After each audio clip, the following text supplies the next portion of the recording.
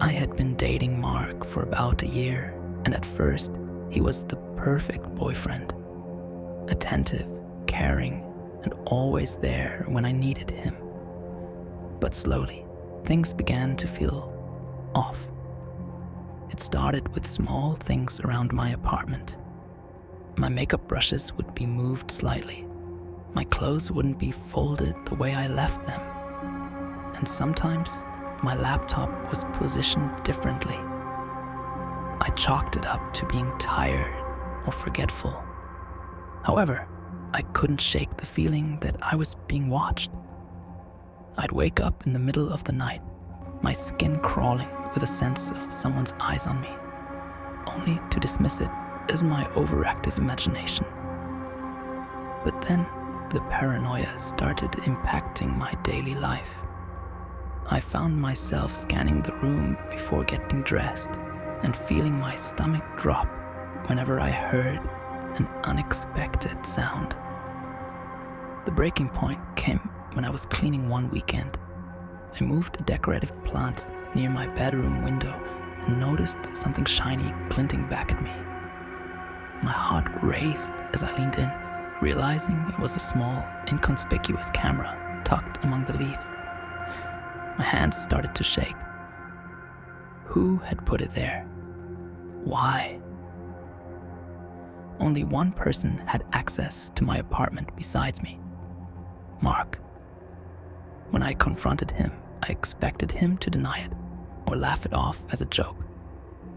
Instead, he looked at me, unflinching, and said, "I did it for your safety. I just wanted to make sure you were okay when I wasn't around."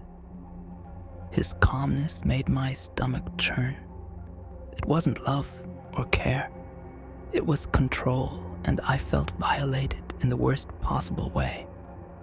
I packed my bags that night and stayed with a friend, but for weeks afterward, I couldn't shake the feeling of being watched, as if his invisible eyes were still following me.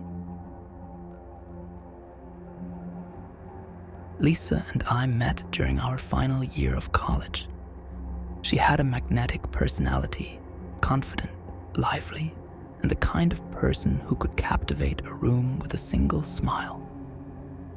We fell hard and fast for each other.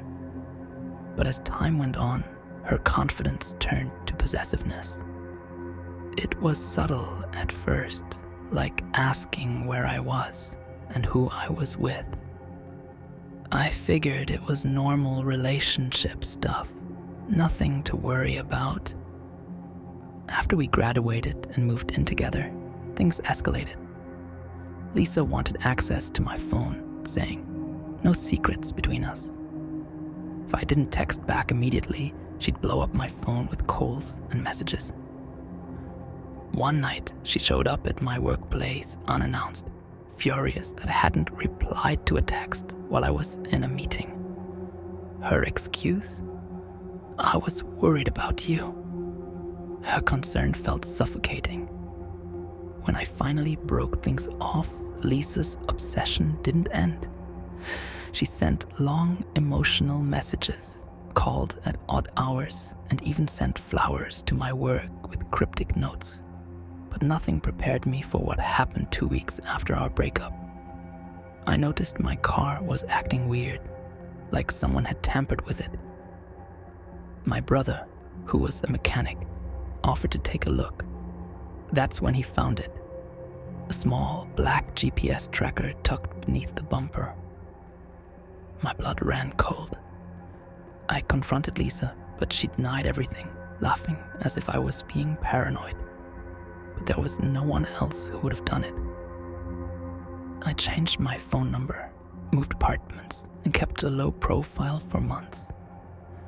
To this day, I check my car religiously, half expecting to find something hidden, a chilling reminder that someone once tried to control every aspect of my life.